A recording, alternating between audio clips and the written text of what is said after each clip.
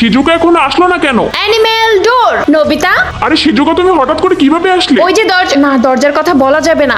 কিছু না, এমনি এসে পড়েছি। কিছু তো একটা গড়বড় আছে। চলো সবার টেস্টের মার্ক এসে পড়েছে। বিজবি তুমি 100 এর মধ্যে 80 পেয়েছো। নোবিতা এবার তুমি পাস করেছো, 100 এর মধ্যে 45 পেয়েছো। কি আমি 45 পেয়েছি? Yes yes. শিজুকা কি তোমার মার্কস তো সবচেয়ে কম এসেছে, এর জন্য তো আমি তোমার মাকে ডাকবো। হ্যাঁ, আমার মার্কস কম কিভাবে আসলো?